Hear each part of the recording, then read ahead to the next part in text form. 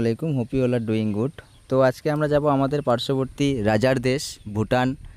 তো সেই ভুটান যাওয়ার উদ্দেশ্যে আমরা প্রথমত এখানে তেল ভরে নিলাম পেট্রোল পাম্পে। তো এবার আমরা সোজা চলে যাব চিলাপাতা ফরেস্ট হয়ে ভুটানের দিকে। তো চলো চিলাপাতা ফরেস্টে গিয়ে দেখা হচ্ছে।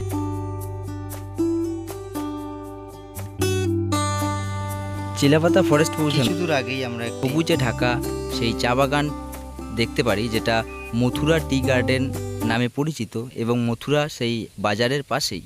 তো সুন্দর মনোরম পরিবেশ পার হওয়ার পরেই আমরা সোজা এন্ট্রি করে ফেলি আমাদের চিলাপাতা ফরেস্টের এন্ট্রি গেটে। চিলাপাতা ফরেস্টের এন্ট্রি গেট থেকে আমরা এবার জয়ঘাট দিকে রওনা হয়ে যাই। চিলাপাতা ফরেস্ট এন্ট্রি গেট থেকে হাসিমারা এক্সিট গেট পর্যন্ত যে এই রাস্তার দৈর্ঘ্য প্রায় 20 কিলোমিটার, যেটা আমরা এখন ফরেস্টের বুক চিরে পার হয়ে হাসিমারা এক্সিট গেট পর্যন্ত পৌঁছাবো।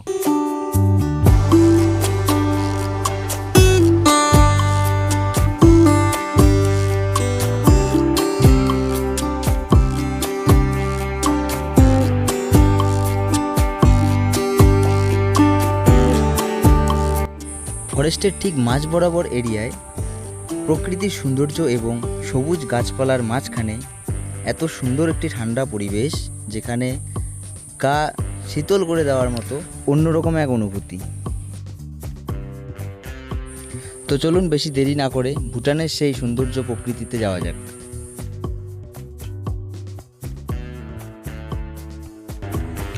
চিলাপাতা ফরেস্ট পেরিয়ে আমরা এবার হাসিমারা এয়ারফোর্সের সামনে এসে উপস্থিত হয়ে যাই। তো এবার এয়ারফোর্সের রাস্তা থেকে পেরিয়ে আমাদের জয়গা যেতে হবে।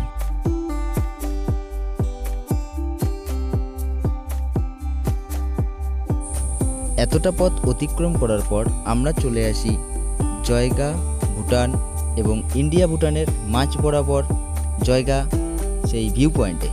তো দেখতে পাচ্ছেন চারিদিকে মনোরম পরিবেশ এবং সবুজে ঢাকা সেই তোরসা নদীর ধারে এক সুন্দর ভিউ পয়েন্ট।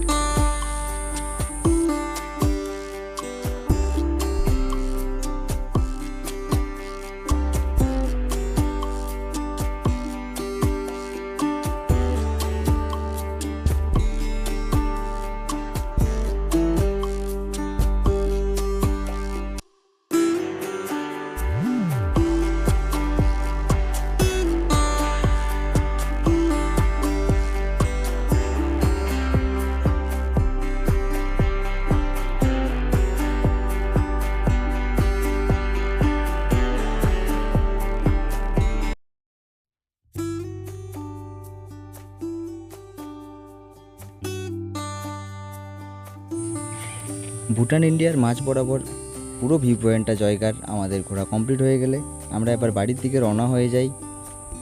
ভিডিওটি ভালো লাগলে অবশ্যই লাইক শেয়ার কমেন্ট করবেন। চ্যানেলটিতে নতুন হলে অবশ্যই চ্যানেলটি সাবস্ক্রাইব করে পাশে থাকবেন আরও নিত্য নতুন ভিডিও পাওয়ার জন্য। থ্যাংক ইউ দোস্ত, দেখা হচ্ছে পরবর্তী ভিডিওতে। Bye bye, take care.